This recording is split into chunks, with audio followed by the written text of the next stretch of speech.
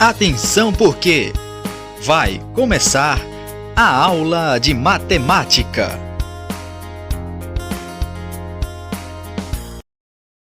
Boa tarde, galera. Vamos para mais uma aula de matemática, a de número 12. Começando com as resoluções das atividades da aula anterior, né? No primeiro exercício ele diz o seguinte: quantos são os números pares de 3 algarismos começados por um algarismo ímpar? Então, nesse caso, vocês podem perceber lá que no primeiro exercício, né? Ele quer 3 algarismos, ok? E no primeiro número, ele quer um número ímpar, ok? Os outros, aqui no meio eu posso repetir qualquer número. Só que o final dele, para ele ser par, logicamente eu teria que ter um número par, certo? Então, analisando os números que eu tenho, ou seja, de 0 a 9, eu tenho 10 números, de 0 a 9, sendo 5 ímpares e 5 pares, certo? Então, para o primeiro caso aqui, que tem que ser um número ímpar, eu tenho 5 possibilidades, ok? No número do meio, eu posso escrever qualquer número, de 0 a 9. Então, aqui eu vou ter 10 possibilidades. Só que no último número, eu vou ter o quê? 5 números pares também, certo? Lembrando que eu não posso colocar nenhum ímpar aqui, senão ele passa a ser um número ímpar. Então, eu tenho 5 possibilidades de números pares. Depois, só é fazer a multiplicação. 5 vezes 10 vezes 5, ok? Com isso, eu tenho um total de 250 possibilidades para fazer esse número de 3 algarismos, ok? Muito fácil essa primeira. No segundo caso, ele diz o seguinte: o kit de uma lanchonete é formado por suco, sanduíche e sobremesa. As opções de suco são laranja, morango ou uva. Os de sanduíches podem ser de frango ou boi.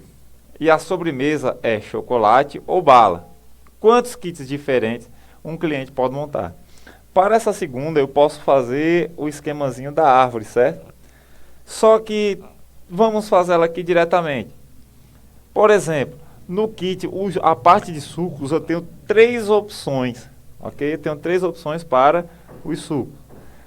Os sanduíches, eu tenho 2 opções, então posso multiplicar esse por 2, ok? E na parte da sobremesa, eu também só tenho 2 opções, que é o chocolate ou balas, né? Multiplico isso daqui também por 2, ok?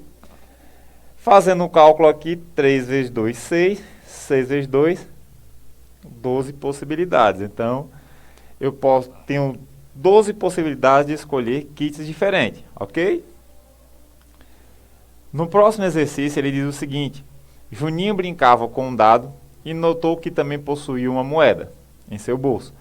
Como era um garoto muito esperto e amava a matemática, vai ser igual a Juninho aí, decidiu descobrir quantas possibilidades de resultados distintos ao lançar uma moeda e um dado. Qual foi o número corretamente encontrado por ele? Então, primeiramente, no terceiro aí, eu sei que na moeda eu tenho só 2 possibilidades, que é cara e coroa, né? Então, eu tenho 2 possibilidades.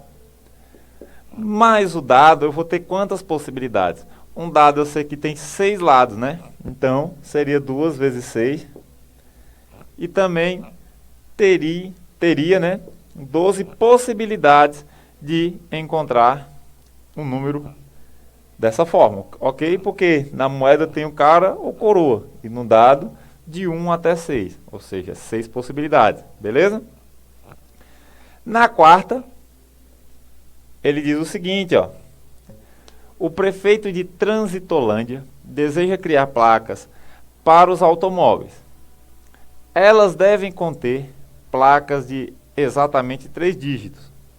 Somente os algarismos pares podem ser utilizados e não podem haver repetição de algarismo em uma mesma placa. Quantas possibilidades de placas distintas ele terá. Então, novamente, passa-se a ter 3 algarismos, né? Só com números pares. Lembrando que não pode aparecer o 0 no primeiro algarismo, certo? E ele só quer com números pares. Então, vamos lá. Para o primeiro caso, eu vou ter 4 possibilidades, certo? 2, 4, 6 e 8. Para o segundo, como não pode ter repetição, se eu coloquei um número aqui, eu não posso repetir ele aqui, eu terei apenas 3 possibilidades, certo? Se eu coloquei um número no primeiro e no segundo, não podendo haver possibilidade de repetir esse número, aqui só me resta 2 possibilidades. Fazendo a multiplicação aqui, eu vou ter 4 vezes 3, que é 12, 12 vezes 2, 24 possibilidades. Beleza? Muito fácil essas questões, né?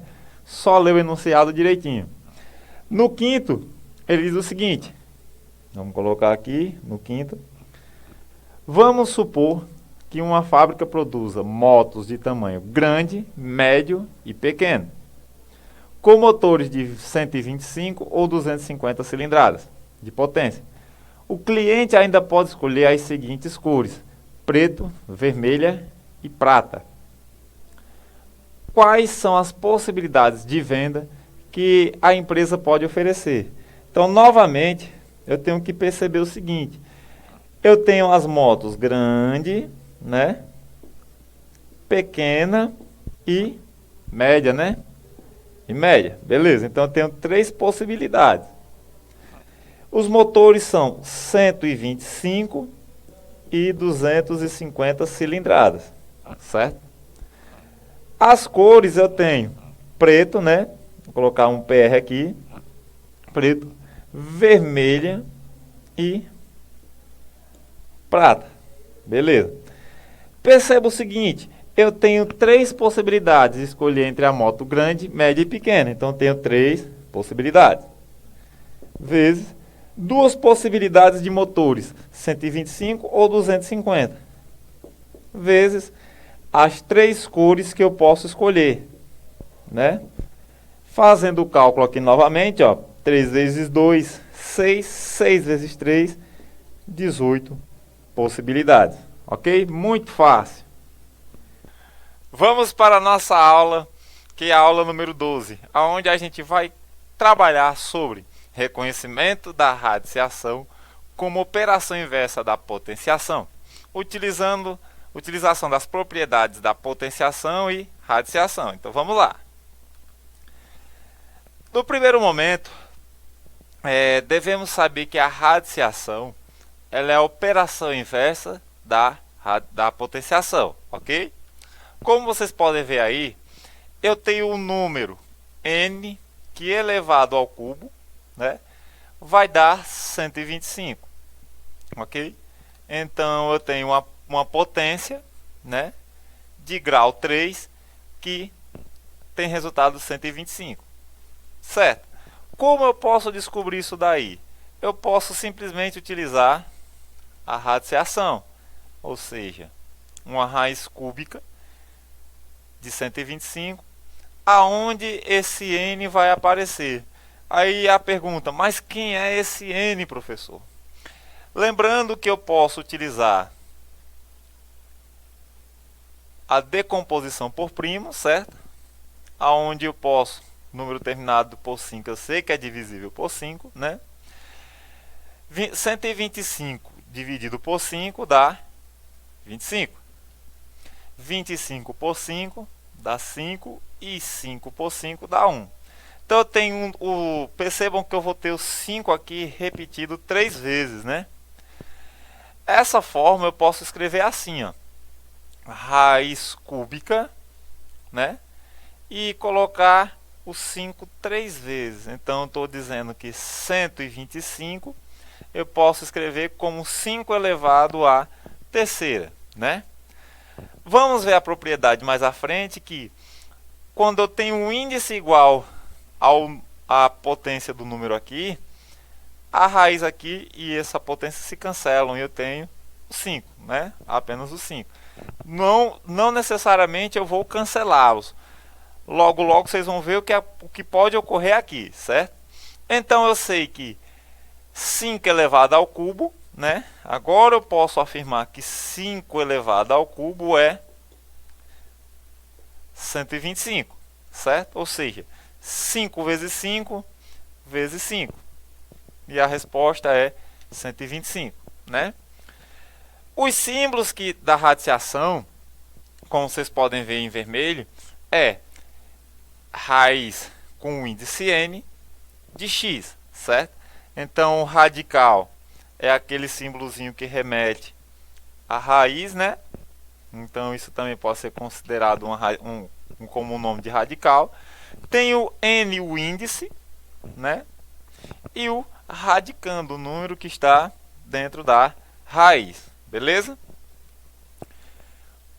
O exemplo de radiciação, ou como se lê a radiciação, como você pode ver como aparece, ó, a raiz de 400, né?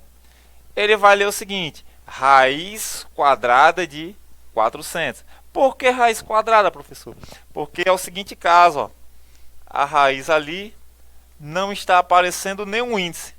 Não aparece nenhum índice nesse local. Então, subentende-se que a raiz é quadrada, certo?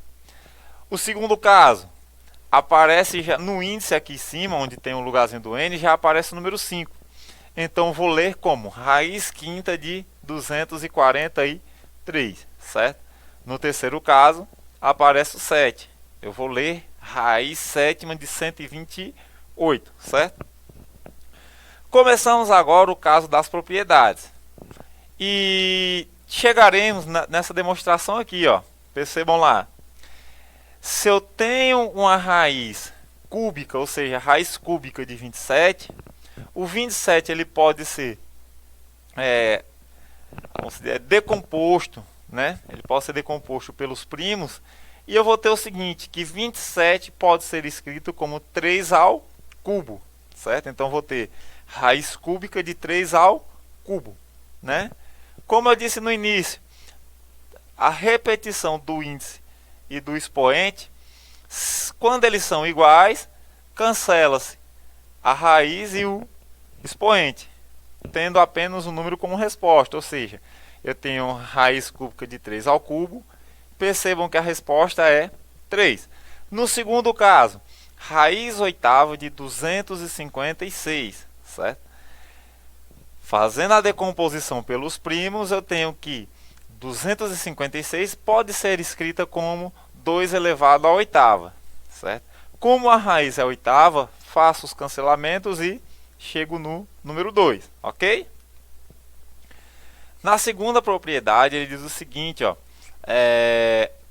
índice do radical e o expoente do radicando, eles sejam multiplicados ou divididos pelo mesmo número. Então, perceba o seguinte, como eu tenho ali a raiz da 16ª potência de 256, aonde 256 pode ser escrito como 2 à oitava, né?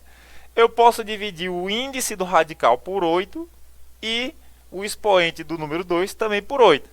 E eu vou ter o quê? A raiz quadrada de 2, né? Que, nesse caso, o índice aí apareceu dessa forma, né? E depois apareceu dessa forma. São a mesma coisa. Quando eu tenho um índice quadrado, não necessariamente ele precisa aparecer, ok? Na terceira propriedade, eu tenho o seguinte caso, ó, raiz de 32, né? Só que 32 eu posso dizer que é 16 vezes 2, né? Eu posso escrever dessa forma também. Só que raiz de 32 eu posso escrever como a multiplicação de 16 vezes 2, certo? E posteriormente eu posso dividir cada um em uma raiz, certo? Cada um em uma raiz. Eu sei que a raiz quadrada de 16 é a mesma coisa que 4 vezes 4. Então a raiz de 16 é 4. Só que 2, eu não tenho uma raiz exata igual a 16. Então fica a resposta como 4 vezes raiz de 2, ok? Vamos para a propriedade de número 4, certo? Então, ó, na quarta propriedade, vocês percebam que eu tenho uma raiz de um número aí em forma de divisão, né? Por exemplo, eu tenho 64 dividido por 216. E a raiz aí é uma raiz cúbica, né? Pronto. Quando eu tenho uma raiz dessa forma, né, ó, 64 e 128, né? Ok?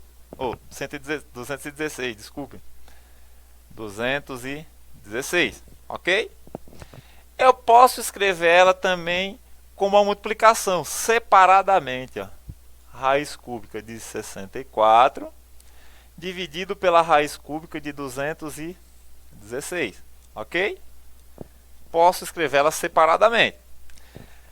Percebam que eu posso escrever a raiz cúbica de 64 como 2 ao cubo, né? 2 ao cubo vezes 2 ao cubo, certo?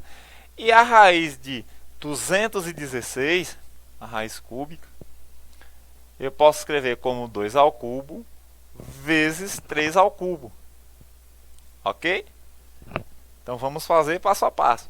Como a gente fez na propriedade anterior, esses dois números aqui, eles podem ser escritos separadamente. Então fica raiz cúbica de 2 ao cubo vezes raiz cúbica de 2 ao cubo. E embaixo a mesma coisa, ó.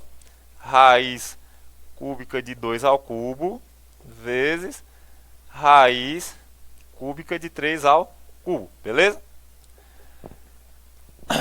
Cancelando aqui em cima, né? Vai ficar 2 aqui novamente, vezes 2. Cancela aqui com isso aqui, 2, e aqui também 3. Em cima dá 4, embaixo dá 6, né? Ok? Então a resposta aqui seria 4 sextos, beleza?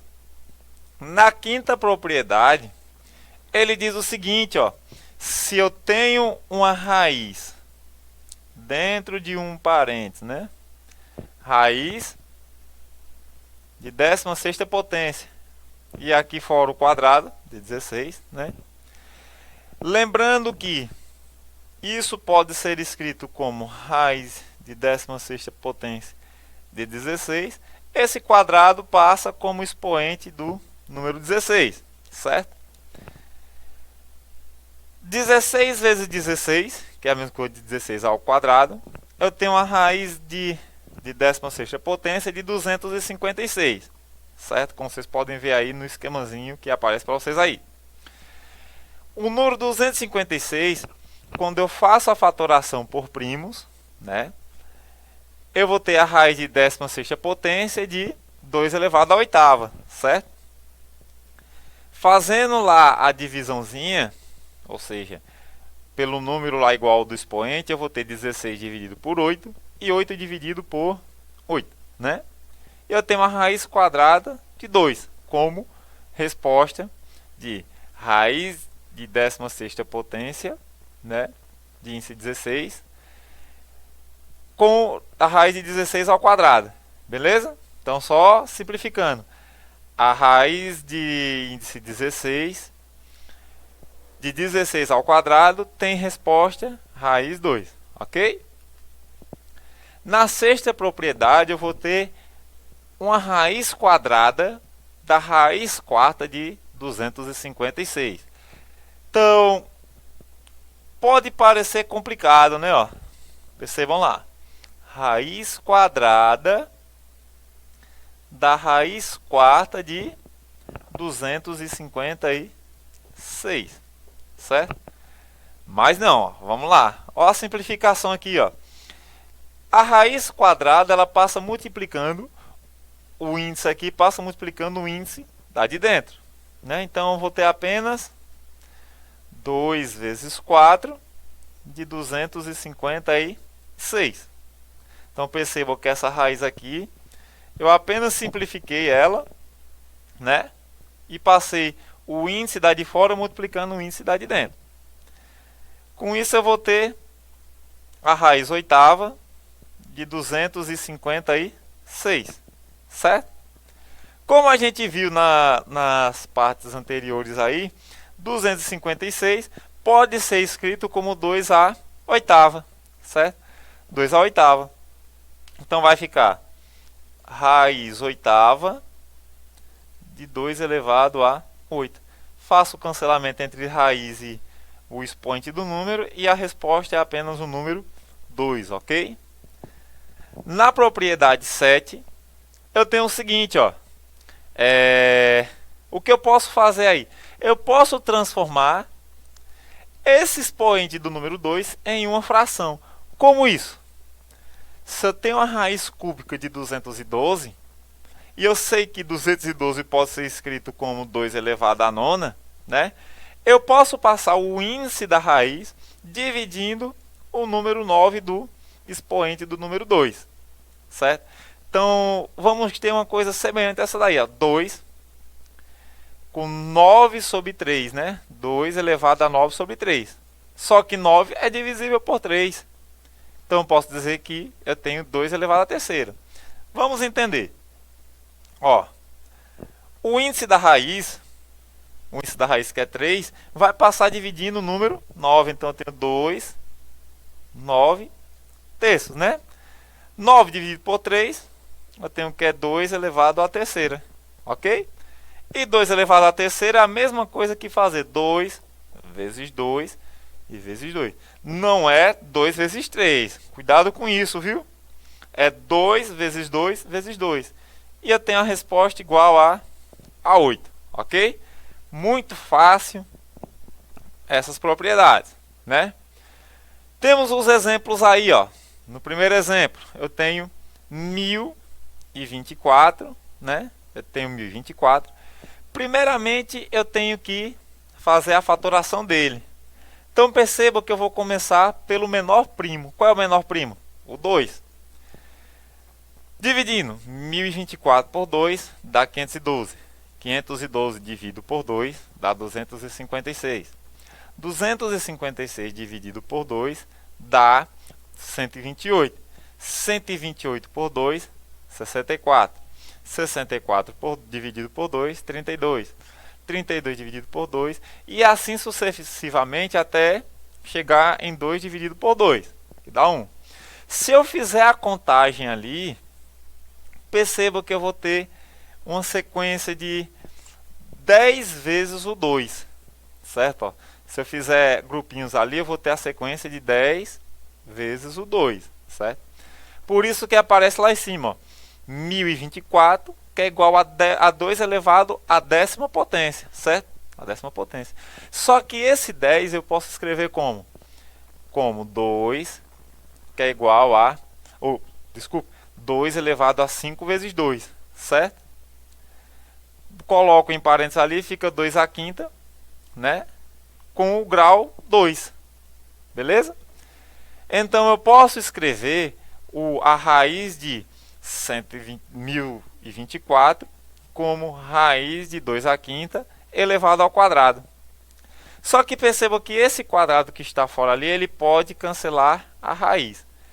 Então, eu tenho o seguinte caso, ó, que a raiz quadrada de 1024 é igual a 2 elevado à quinta. Só que 2 elevado à quinta é 32, né? Voltando lá para a partezinha da decomposição, você perceba que 2, quando eu multiplico ele por ele mesmo 5 vezes, eu tenho a resposta de 32, ok? Então, a raiz quadrada de 1024 é 32, certo? Vamos para o próximo exemplo.